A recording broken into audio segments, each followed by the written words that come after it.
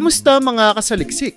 Sa dami ng hiwaga ng kalikasan at mundo ng mga hayop, hindi pa rin nauubos ang mga kwento ng kakaiba at kamangha-manghang mga nilalang. Mula sa misteryosong pagsilang ng crocodile buffalo sa Thailand hanggang sa bihirang hybrid na zonkey na tila pinagsamanggaling ng zebra at donkey, samahan ninyo ako sa pagtalakay ng 10 pinaka-natatanging hayop na nagpamangha sa mundo. Kaya kung handa ka na, simulan na natin. Number 10, Crocodile Buffalo. Noong taong 2015, isang kakaibang nilalang ang ipinanganak sa Thailand na mabilis na kumalat ang balita sa kanilang komunidad. Ang hayop na ito ay tila isang pagsasanib ng dalawang magkahiwalay na species. May katawan ito ng kalabaw, ngunit may ulo ng buwaya. Agad itong tinawag ng mga tao bilang Crocodile Buffalo, na naging sentro ng usapan at intriga. Maraming lokal ang nagpunta upang makita ang bihirang hayop, at ilan pa nga ay naniniwalang ang pagsilang nito ay magdadala ng swerte sa kanilang bayan. Sa kasamaang palad, ang nilalang na ito ay hindi nagtagal sa mundo at agad na pumanaw makalipas ang ilang oras mula nang ito ay ipanganak. Gayunpaman, ang kanyang maikling buhay ay nagdala ng pagkamangha at misteryo sa mga tao. Bagamat maraming haka-haka ang lumutang tungkol sa sanhi ng kanyang kakaibang anyo, karamihan sa mga eksperto ay naniniwala na ito ay resulta ng isang bihirang genetic mutation. Ang crocodile buffalo ay naging simbolo ng kakaibang obra ng kalikasan na nagpapaalala sa atin na ang mundo ay puno ng mga kababalaghan na minsan ay mahirap ipaliwanag. Bukod sa pagiging isang lokal na atraksyon, ang kanyang kwento ay naging inspirasyon para sa maraming tao upang mas kilalanin ang mga hindi pangkaraniwang kaganapan sa kalikasan. Ang kanyang pagsilang, bagamat maikli at malungkot, ay nagdala ng mas malalim na tanong tungkol sa posibilidad ng iba pang misteryosong nilalang na maaaring ipanganak sa hinaharap. Number 9, ang kambing na may mahabang tenga. Si Simba, isang napakagiliw na batang kambing mula sa Pakistan, ay sumikat sa buong mundo dahil sa isang pambihirang katangian. Ang kanyang tenga na umaabot ng 18 pulgada ang haba. Hindi lamang ito basta mahaba. Ang mga tenga niya ay halos kasing haba ng kanyang katawan at patuloy pang humahaba habang siya ay tumatanda. Dahil dito, nagiging hamon para kay Simba ang paggalaw at madalas niyang naapakan ang kanyang sariling tenga kapag naglalakad. Sa kabila ng kakaibang kondisyon na ito, si Simba ay masayahin at malikot na hayop. Mahilig siyang maglaro sa paligid at hindi alintana ang mga limitasyong dulot ng kanyang natatanging pisikal na anyo. Ang kanyang kahanga-hangang itsura ay nagdala sa kanya ng kasikatan sa social media, kung saan maraming tao ang naaliw at humanga sa kanyang kakaibang kagandahan. Maraming mga tagahanga mula sa iba't ibang bahagi ng mundo ang nagtuturing kay Simba bilang isang simbolo ng kagandahan ng pagkakaiba-iba sa kalikasan. Ang kwento ni Simba ay nagpapakita ng kahalagahan ng pagtanggap at pagkilala sa pagiging natatangi ng bawat nilalang. Siya ay hindi lamang naging inspirasyon sa mga tao, kundi patunay din na ang kalikasan ay laging may kakayahang magpakita ng mga pambihirang bagay na hindi natin inaasahan. Ang kanyang tila ordinaryong buhay ay naging pambihirang kwento na nagpapaalala sa atin na ang kagandahan ay nasa pagiging iba at natatangi. Number 8, ang green na tuta. Si Jade, isang tuta na ipinanganak noong 2011 sa Nova Scotia, Canada, ay hindi pangkaraniwang aso. Siya ay bahagi ng isang litter na ipinanganak ng isang white German Shepherd na pinangalan ng Gypsy. Ang lahat ng mga kapatid ni Jade ay karaniwang mga tuta, ngunit si Jade ay kakaiba. Siya ay ipinanganak na may berdeng balahibo. Ang kanyang kulay na tila galing sa isang kwento ay labis na ikinagulat ng kanyang mga may-ari, na pabirong tinawag siyang Hulk Puppy. Ang berdeng kulay ni Jade ay resulta ng isang bihirang kondisyon na tinatawag na pseudochromatosplasia, isang genetic mutation na nagdulot ng pagbuo ng berdeng pigment sa kanyang balahibo. Bagamat ang kanyang kakaibang kulay ay unti-unting nawala habang siya ay tumanda, ito ay nagdala ng kasikatan at kamanghaan mula sa mga tao sa buong mundo. Si Jade ay lumaking malusog at naging mahalagang miyembro ng kanyang pamilya. Ang kanyang kwento ay isang paalala ng unpredictable na kalikasan ng genetics at kung paano nito kayang lumikha ng mga pambihirang nilalang. Sa kabila ng kanyang natatanging simula, si Jade ay nananatiling simbolo ng kagandahan at pagkakaiba-iba sa mundo ng hayop. Number 7. Ang Paisley Bear Hybrid. Ano ang nangyayari kapag nagtagpo ang isang grizzly bear at isang polar bear? Lumilikha ito ng isang natatanging hybrid na tinatawag na Paisley Bear o minsan ay tinutukoy bilang growler. Ang unang opisyal na pagkakita sa hybrid na ito ay naganap noong 2006 sa Canadian Arctic, kung saan isang oso na may puting balahibo ng polar bear ngunit may kayumangging batik, mahahabang kuko at nakumbak na likod tulad ng grizzly bear ang nakita. Ang Paisley Bear ay isang patunay ng kakayahan ng kalikasan na mag-adjust sa mga pagbabago sa kapaligiran. Dahil sa patuloy na epekto ng climate change, napipilitan ng mga polar bear na pumunta sa mas timog na bahagi kung saan nakakasalamuha nila ang mga grizzly bear.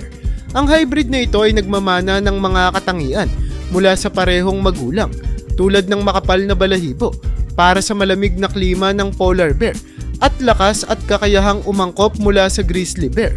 Ang Paisley Bear ay nagpapakita ng kakayahan ng kalikasan na bumuo ng mga bagong adaptasyon bilang tugon sa pagbabago ng mundo. Habang patuloy na umiinit ang ating planeta, maaaring mas dumami pa ang ganitong mga hybrid na nagbibigay diin sa kahalagahan ng pangangalaga sa kalikasan at sa mga nilalang na naninirahan dito. Number 6.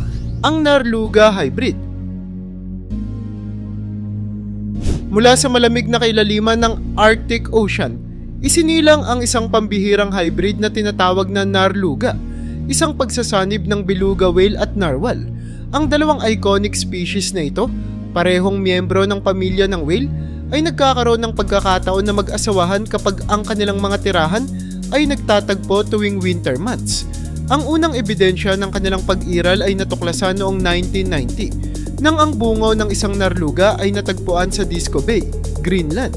Ang narluga ay nagtataglay ng mga katangian mula sa parehong magulang.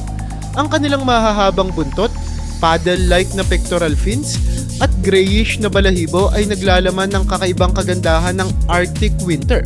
Bukod dito, kilala sila sa kanilang kakaibang lakas at adaptasyon na nagbibigay sa kanila ng kakayahang mamuhay sa mahirap na mga kondisyon ng Arctic.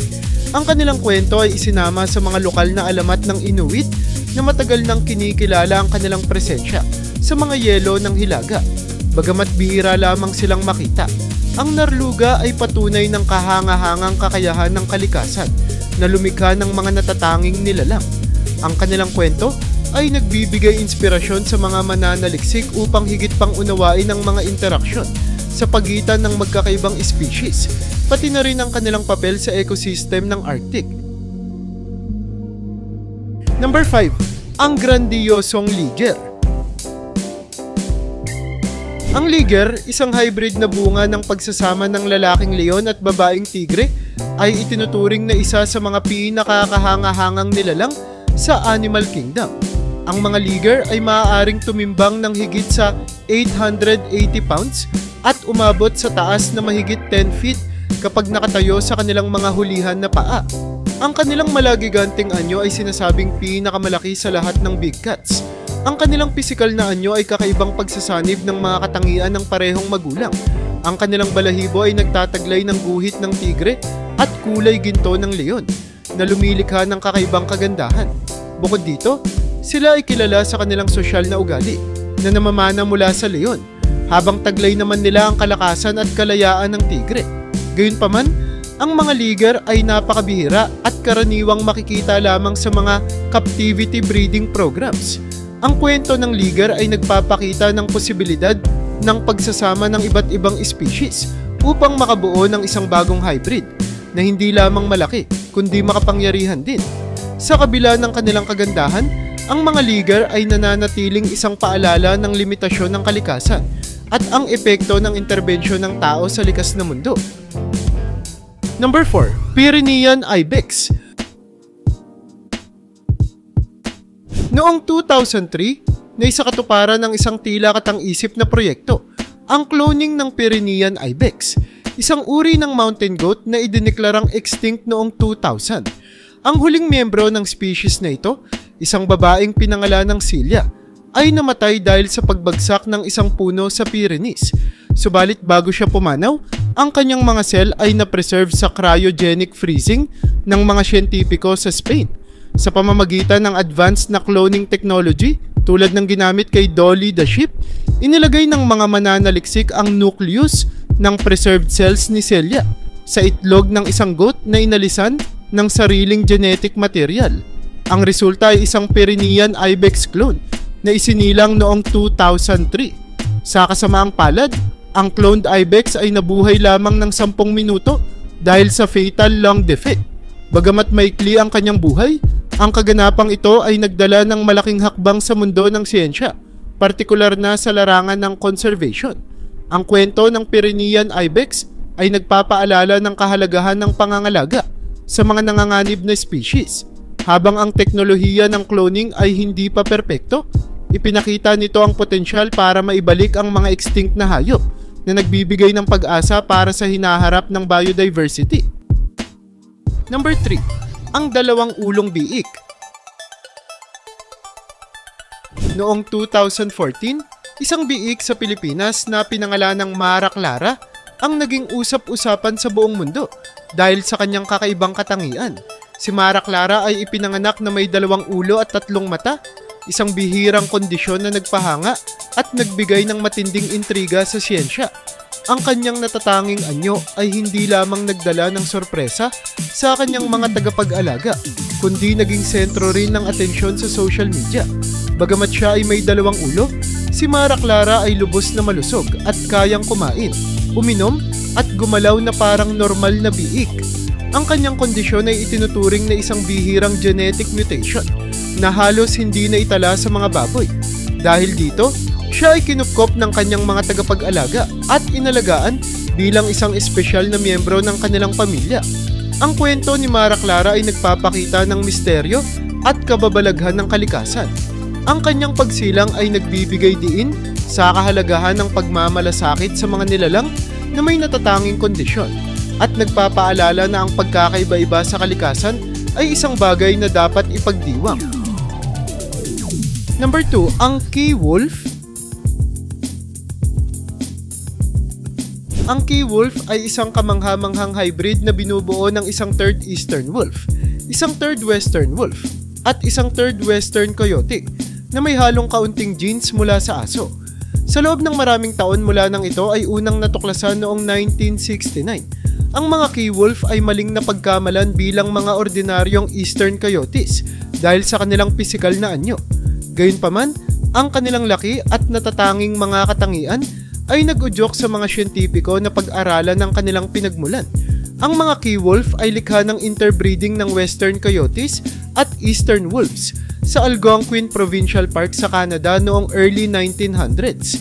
Ngayon, ang mga hybrid na ito ay kumakalat na sa silangang bahagi ng North America, mula sa kagubatan hanggang sa mga lungsod.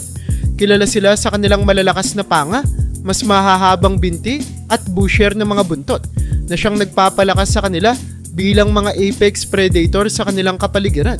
Ang kanilang kwento ay patunay ng adaptability ng kalikasan, habang ang kanilang presensya ay nagpapakita ng ebolusyon ng wildlife sa modernong panahon.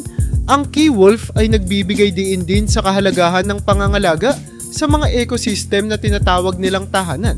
Ang ganitong hybrid ay isang halimbawa ng kahanga-hangang kakayahan ng kalikasan na mag-evolve upang makasabay sa mga pagbabago ng kapaligiran. Number 1, Zonkey Hybrid.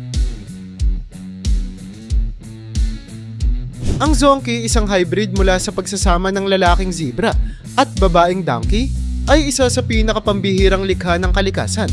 Ang kanilang natatanging hitsura, may mga guhit mula sa zebra, ngunit may matatag na katawan tulad ng donkey, ay nagiging sanhi ng labis na pagkamangha sa mga nakakakita nito.